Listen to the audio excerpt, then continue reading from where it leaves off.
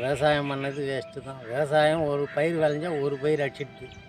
அவன் எங்கே முன்னேறத்துக்கு வர்றது? இந்த பாரு, நான் நடந்து போகிறேன், என்ன பண்ணுறது? மொத்தம் காஞ்சி போச்சு. இப்பயே தண்ணி இல்லாத கடையில் போய் வாங்கியாந்து விட்டா 100 மூட்டை அறுத்தப்படலாம் அப்படின்னு விட்டா இப்போ 100 மூட்டை அறக்க முடியாது பழகுது.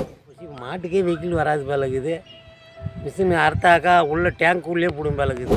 விவசாயமே செய்ய தேவையில்ல, சோத்துக்கு வேறு எதுனா சாப்பிட்டு தான் பட்டுக்கணும். ஒரு நாட்டின் முதுகெலும்பு விவசாயம். அந்த விவசாயம் இல்லை என்றால் அந்த நாடே கிடையாது. அப்படி இருக்கும்போது அந்த விவசாயிகளுக்கு வழங்கப்படும் விதை நெல்லில் ஊழல் நடப்பதாகவும் இதனால் விவசாயிகள் பெரிதளவு பாதிக்கப்பட்டு கடனாளிகளாக மாறி வருவதாக பருவதமலை விவசாயி பி. ராஜா அவர்கள் வேதனையுடன் தெரிவித்துள்ளார். அவர் என்ன கூறுகிறார் என்பதை இந்த வீடியோவில் பார்ப்போம். 45 நாள் தான் ஆகுது நட்டு, மொத்தம் கதிர் வந்துடுச்சு. 22 நாளில் நட சொன்னாங்க, 22 நாளில் தான் நட்டோம். உரம்லாம் நல்லா போட்டோம், எல்லாம் செஞ்சோம். இப்போ 2ஆம் பாவம் சம்பா மாதிரி ஆச்சு. இப்போ இந்த பயிர் போயிடுச்சு. இப்போது நட்டதுக்கும் நாத்தியதுக்கும் சரியாக குடும்பலகுது. இப்போ தேட்டரிக்காருக்கு கடன் வாங்கி தான் கொடுக்கணும். இப்போ இன்னும் அறக்கிறதுக்கு துட்டு பார்த்தாக்கா அறக்கிறவங்களுக்கு அதுவாக இருக்குது. எதுவும் வராது இந்த பயிரில். வேஸ்ட்டு தான், விவசாயம் பண்ணது வேஸ்ட்டு தான். விவசாயம் ஒரு பயிர் விளைஞ்சா ஒரு பயிர் அடிச்சிடுது. அவன் எங்கே முன்னேறத்துக்கு வர்றது? கடைக்காரனாக தான் ஆகிறான். நம்ம கவர்மெண்ட்டு எவ்வளோ செலவு செய்யுது, செஞ்சாலும் விவசாயம் ஒன்றும் முன்னேறத்துக்கு வரலையே. படி தொழில் தான் போகுது. இன்னும் விவசாயம் இந்த கரண்ட்டு பில்லுலாம் கட்டினாங்கன்னா யாரும் கம்முன்னு கவுந்தடிச்சு தான் பார்த்துக்குவான். இன்னும் இதுவே இதுவாகுது. கவர்மெண்ட்டு இது ஒரு நன்மை செய்யுது. இன்னும் அது கொடுத்தா சுத்தமாக பில்லு காட்டுறது வச்சாங்கன்னா விவசாயமே செய்ய தேவையில்ல, சோத்துக்கு வேறு எதுனா சாப்பிட்டு தான் பட்டுக்கணும். விவசாயம் பண்ண முடியாது.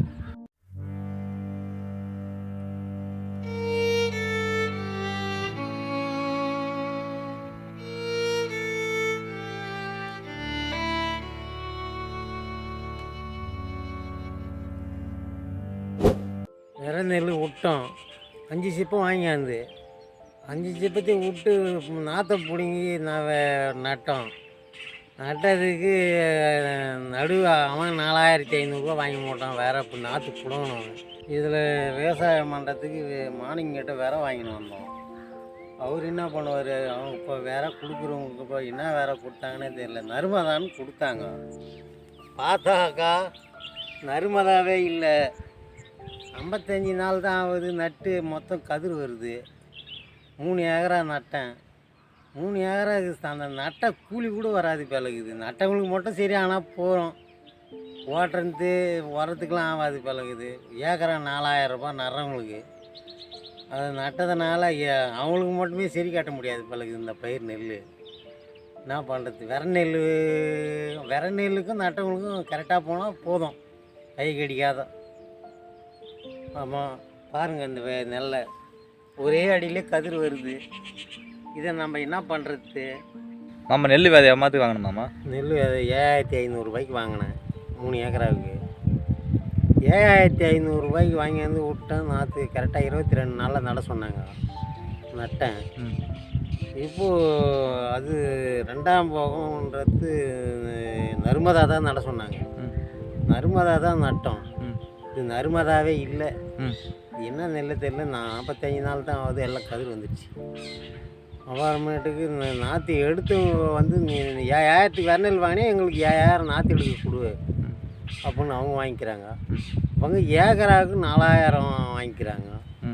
நட்டுக்கிறத பார்த்தா வேற 45 நாள்லேயே கதிர் வந்துடுச்சு. இது வந்து அறக்கிறவங்களுக்கு ஆகாது பழகுது. நடுறதுக்கும் அறக்கிறதுக்கும் சரியாக போடும் பழகுது. இன்னும் அப்புறமான விவசாய இதுக்கு என்ன பண்ணுறதுன்னு தெரில. உரத்துக்கு தண்ணி இறைச்சதுக்கு இதெல்லாம் கணக்கு போட்டால் எதுவுமே வராது பழகுது. கவர்மெண்ட்டு எவ்வளோ சலுகை செய்யுது, ஆனால் செஞ்சாலும் நம்மளுக்கு ஒன்றும் புண்ணியம் இல்லையே. உரம் மானியத்தில் கொடுக்குறாங்க, எல்லாம் தான் கொடுக்குறாங்க. பூமி சரியான முறைக்கு விளைய மாட்டேங்குது. இயற்கை விவசாயம் செய்ய சொல்கிறாங்க. இயற்கை விவசாயத்துக்கு போனால் சுத்தமாகவே வராது பழகுது.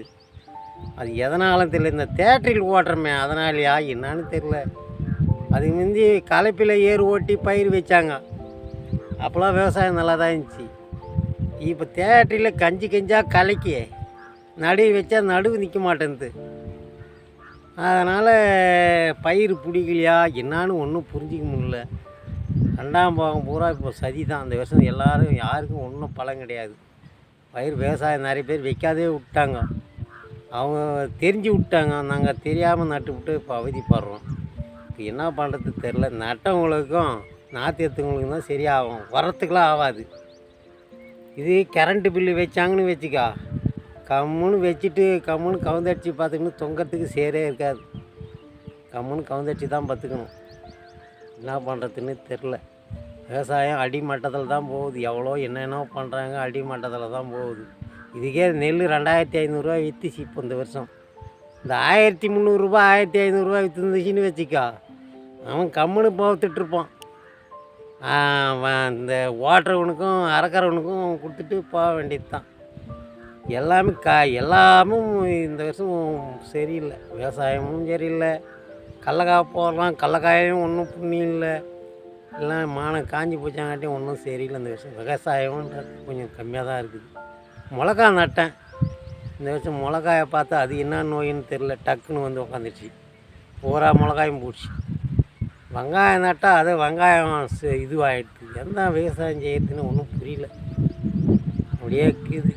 கரும்பு நட்டால் கரும்பை போய் பார்த்தாக்கா பக்கத்தில் அது வெட்டுறவங்களுக்கும் தூக்கி போடுறவங்களுக்கும் வண்டிக்காரனுக்கும் மாமூலுக்கு தான் சரியாகுது. அதையும் பார்த்தா அதுவும் போயிடுது. என்ன பண்ணுறதுன்னு ஒன்றும் புரியல. விவசாயம் ரொம்ப படு தோல்வியில் போயிங்குது. 2500 விற்கிதுன்னு தான் எல்லாம் ஒன்றேந்து ஓட்டி நட்டோம். இப்போ அந்த 2500 எடுக்க முடியாது பழகுது போச்சு. அந்த துட்டு வந்து இந்த துட்டாவோட போச்சு. இப்போதைக்கு கடன் வாங்கணும். இந்த பயிருக்கு அடுத்த பயிர் வைக்க தந்தால் கடன் வாங்கினா தான். அதுக்கும் சரியாக போச்சு. இப்போ மாட்டுக்கே வெஹிக்கிள் வராது பழகுது. மிஷின் அறுத்தாக்கா உள்ள டேங்க் உள்ளே போடும் பழகுது நெல். என்ன பண்ணுறதுன்னு ஒன்றும் தெரில. விவசாயம் ரொம்ப அடிமட்டத்தில் போயிங்குது. விதை நெல் வந்து அது வீட்டை வச்சுருந்துன்னு விட்டுருந்தோம். அப்போல்லாம் நல்லா தான் இருந்துச்சு. மாட்டில் ஏறு ஓட்டியிருந்தோம், பயிர் வச்சோம். அப்போல்லாம் நல்லா தான் இருந்துச்சு. எல்லாம் கடையில் போய் வாங்கியாந்து விட்டா 100 மூட்டை அறுத்தப்படலாம் அப்படின்னு விட்டா இப்போ 100 மூட்டை அறக்க முடியாது பழகுது. டேங்க்கே ரம்பாது பழகுது. டேங்க்கு தான் ரம்முமோ என்னவோ, ஒரு கேணிக்கு அரை டேங்க்கு கூட வராது பழகுது. ரொம்ப படுத்தோலியாக போச்சு. என்ன பண்ணுறது? உரம் வாங்கின கூலி வருமாயா? உரத்துக்கெலாம் எங்கே இது நட்டவங்களுக்கும் இதுக்குமே தான். உரத்துக்கெலாம் துட்டு கடன் தான் வாங்கணும். உரத்துக்காரர் எப்படியே கடன் கொடுத்துட்றாரு. அதுக்கு எங்கன்னா கடன் வாங்கி தான் கடன் கொடுக்கணும். இது வரைக்கும் உரம் எவ்வளோ போட்டீங்கயா? உரமா? உரம் வரைக்கும் 8000 ரூபாய்க்கு ஆகிக்குது. போட்டது 2வது போட்டது 7000 ரூபாய் ஆகிக்குது. இதுக்கு 22,000 ரூபாய் உரத்துக்கே ஆகிப்போச்சு. இன்னும் மருந்து அடிக்கிறதுக்கு இது. நீங்கள் இந்த கேணி பாருங்களேன், இது எங்கேருந்து அந்த அளவுக்கு வருன்னு.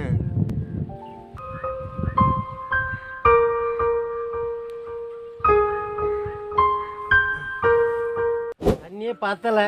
இந்த பார், நான் நடந்து போகிறேன். என்ன பண்ணுறது? மொத்தம் காஞ்சி போச்சு. இப்பயே தண்ணி இல்லாத என்ன பண்ணுறதுன்னு ஒன்றும் புரியல. போதாக்கு ஒருத்தர் கரும்பு நட்டு அடிச்சாரு மருந்த. ஒரு கேணி ஃபுல்லாக அடிச்சுட்டு போட்டார். நாற்று ஏற்றவங்களுக்கு எவ்வளோ கொடுத்துமாமா? 500 ரூபா 100 ரூபாய் ஏற்றிட்டாங்க. இந்த வருஷம் நெல் விலை ஏறிச்சுன்னு அவங்க 100 ரூபாய் ஏற்றிட்டாங்க. ஒரு ஆளுக்கு 500 ரூபாவா? ஆமாம், ஒரு ஆளுக்கு 500 ரூபா. 20 கிலோ நெல் வாங்கி விட்டேன்னா 2 ஆள் கூலி கொடுத்துடணும். 40 கிலோ விட்டுனாக்கா 4 ஆள் கூலி கொடுத்துடணும். வெறநெல்லி அவ்வளோ துட்டோ, நாற்று பிடுங்கிறவங்களுக்கு 50 துட்டு கொடுத்துடணும். அதேமாரி இப்போ நடுறவங்க என்ன பண்ணுறாங்க, ஒரு ஏக்கருக்கு 35 ஆள் வாங்கினாங்க. இப்போ 40 ஆள் ஆக்கிட்டாங்க நடுக்கூலியே. என்ன பண்ணுறது? களை தான் முளைக்குது கேளில். பாருங்களேன், நீ இது எதனா வருமா? நட்டதுக்கே வராது பழகுது. மொத்தம் கொண்டை கட்டி கோர தான் வந்துக்குது. 30,000 ரூபாய்க்கு வராது. அப்புறமேட்டுக்கா இது அறுத்து எடுத்தால் ஒரு போட்டி கூட வராது பழகுது. என்ன பண்ணுறதுன்னே தெரில. எங்கம்மா பேசுறதுக்கே தொண்டை கம்பிடும் பழகுது.